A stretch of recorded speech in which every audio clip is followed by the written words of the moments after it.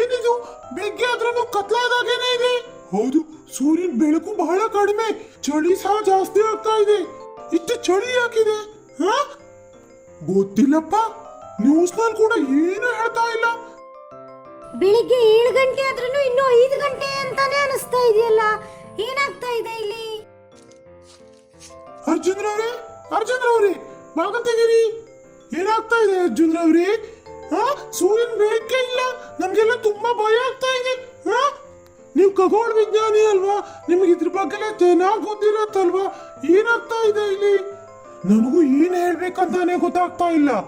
ಇಂಥ ಘಟನೆ ಎಲ್ಲೂ ನಾನು ಓದಿಲ್ಲ, ಮತ್ತೆ ಕೇಳೂನೂ ಇಲ್ಲ.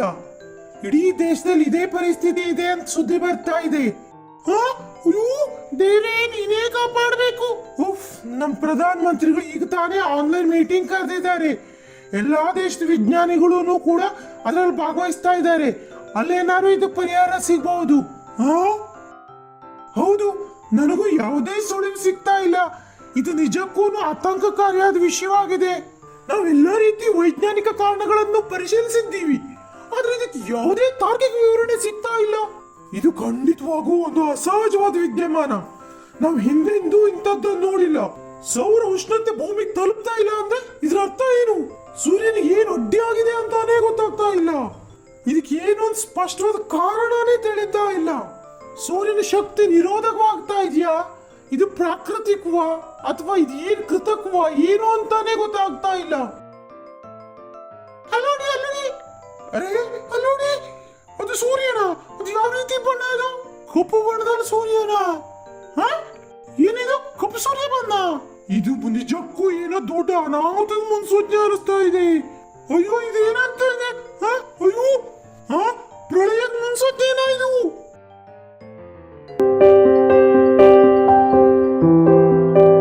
ನಿಮಗೆ ಫೋನ್ ಬರ್ತಾ ಇದೆ ನೋಡಿ. ಹಲೋ, ನಮಸ್ಕಾರ ಅರ್ಜುನ್ ರವರೇ. ಯಾರು? ನಾನು ಪಂಡಿತರು ಮಾತಾಡ್ತಾ ಇರೋದು. ಓ ಪಂಡಿತ್ರೆ, ಹೇಳಿ. ನನ್ನ ತಂದೆಯವರು ಹೇಳ್ತಿದ್ರು, ದೇವಸ್ಥಾನದಲ್ಲಿ ಒಂದು ಪುರಾತನವಾದ ಪುಸ್ತಕ ಇದೆ, ಅದರಲ್ಲಿ ಕಪ್ಪಾದ ಸೂರ್ಯನ ರಹಸ್ಯ ಮತ್ತು ಅದಕ್ಕೇನು ಪರಿಹಾರ ಅನ್ನೋದ್ರ ಬಗ್ಗೆ ಎಲ್ಲ ಬರ್ಕೊಂಡಿದೆ ಅಂತ ಹೇಳ್ತಿದ್ರು. ನಿಜವಾಗ್ಲೂ ಪಂಡಿತ್ರೆ? ಬೇಗ ಬನ್ನಿ, ನಾನೀಗ್ಲೇ ಬರ್ತೀನಿ. ತುಂಬಾ ಧನ್ಯವಾದ.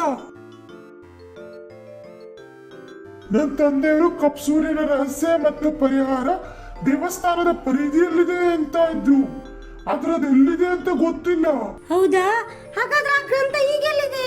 ಅದ್ರ ಬಗ್ಗೆ ನನಗೆ ಗೊತ್ತಿಲ್ಲ. ಇಲ್ಲೇನಾದ್ರೂ ವಿಶೇಷವಾದದ್ದೇನಾದ್ರೂ ಇದೆಯಾ? ಹಾಗೇನಿಲ್ಲ. ಬಹಳ ಪುರಾತನವಾದದ್ದೇನಾದ್ರೂ ಇದೆಯಾ? ದೇವಸ್ಥಾನದ ಹಿಂದೆ ಗುಹೆ ರೀತಿ ಇದೆ.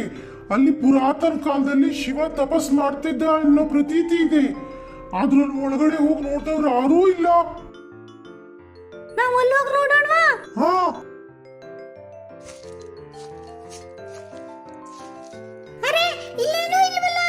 ಮಗು, ತಾಳ್ಮೆ ಇರ್ಲಿ. ಇಲ್ಲೇನೋ ವಿಶೇಷ ಇದೆ ಅನ್ಸ್ತಾ ಇದೆ. ಏನು? ಅಲ್ಲೇನೋ ಬರೆದು ಹಾಕಿದ್ಯಲ್ಲ. ಓಂ ನಮಃ ಶಿವಾಯ.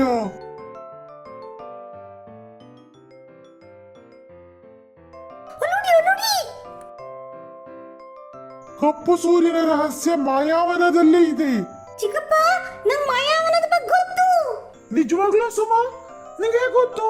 ನನಗೆ ಮಾಯಾವನದಲ್ಲಿರುವ ಒಂದು ಜಾದೂ ಜೀವಿಯ ಪರಿಚಯವಿದೆ. ಅದು ನನಗೆ ಒಂದು ಉಂಗುರ ಕೊಟ್ಟಿದೆ. ಕಷ್ಟದ ಸಂದರ್ಭದಲ್ಲಿ ಆ ಉಂಗುರವನ್ನು ಹಿಡಿದು 3 ಸಾರಿ ಅರ್ಜು ಅಂತ ಕರೆದರೆ ಅದು ನನ್ನೆದುರು ಬರುತ್ತೆ.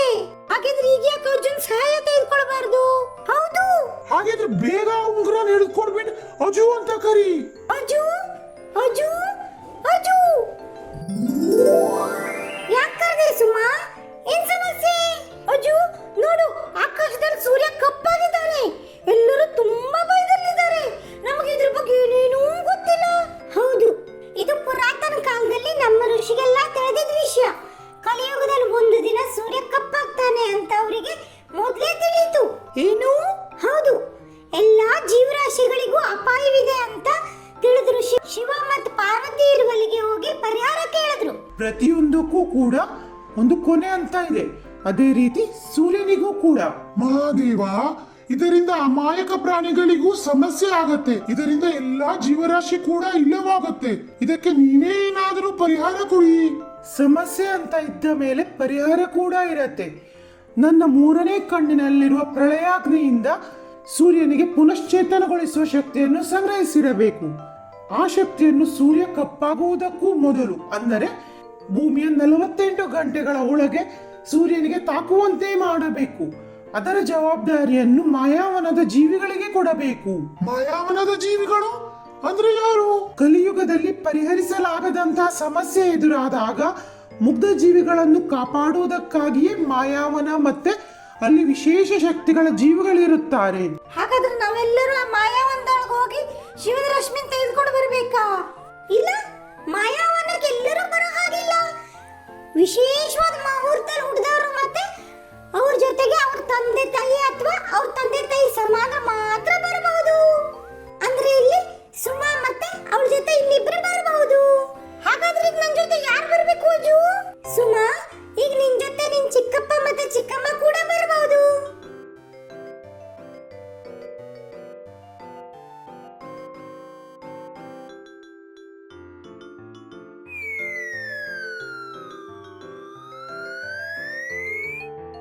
ನೋಡಿ, ಇದನ್ನು ನೇರವಾಗಿ ಭೂಮಿಯಿಂದ ಸೂರ್ಯನಿಗೆ ಕಳಿಸ್ಲಿಕ್ಕೆ ಸಾಧ್ಯನೇ ಇಲ್ಲ. ಆ ಶಕ್ತಿ ಇದೆ. ನಾವೊಂದು ಹೊಸ ಲೋಕಕ್ಕೆ ಬಂದಿದ್ದೀವಲ್ವಾ? ನಿಜಕ್ಕೂ ಇದು ಅದ್ಭುತವಾದ ಸ್ಥಳ. ನಾವು ಬೇಗ ಶಿವನ ರಶ್ಮಿನ ತೆಗೆದುಕೊಂಡು ಹೋಗ್ಬೇಕು. ಹೌದು, ಸಮಯ ತುಂಬಾ ಕಡಿಮೆ ಇದೆ.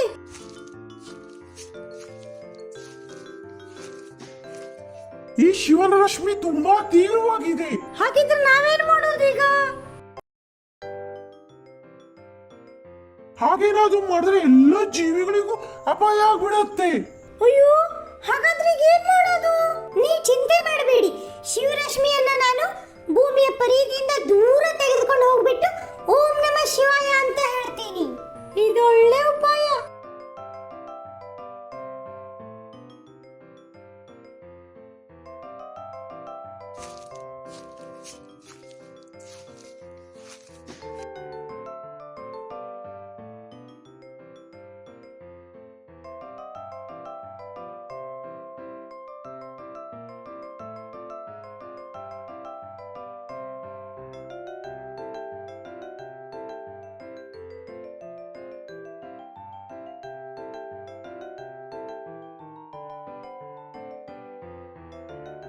ಓಂ ನಮಃ ಶಿವಾಯ.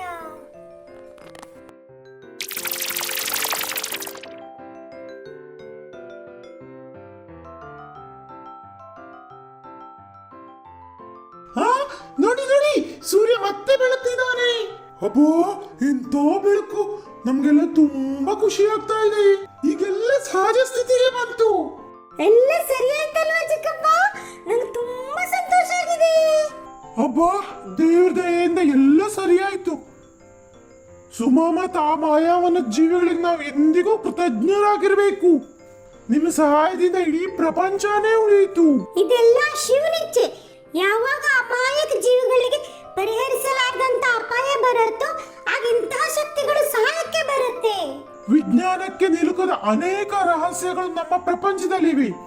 ನಮ್ಮ ಪೂರ್ವಜರು ನಮಗೆ ತಿಳಿಸಿದ ಜ್ಞಾನವನ್ನು ನಾವು ಎಂದಿಗೂ ಮರೆಯಬಾರದು. ಮತ್ತು ಕಷ್ಟದ ಸಮಯದಲ್ಲಿ ನಾವೆಲ್ಲರೂ ಒಗ್ಗಟ್ಟಾಗಿ ನಿಂತರೆ ಯಾವುದೇ ಸಮಸ್ಯೆಯನ್ನಾದ್ರೂ ಕೂಡ ಎದುರಿಸಬಹುದು. ಸಮಸ್ಯೆ ಅಂದ ಮೇಲೆ ಅದಕ್ಕೊಂದು ಪರಿಹಾರ ಇದ್ದೇ ಇರತ್ತೆ.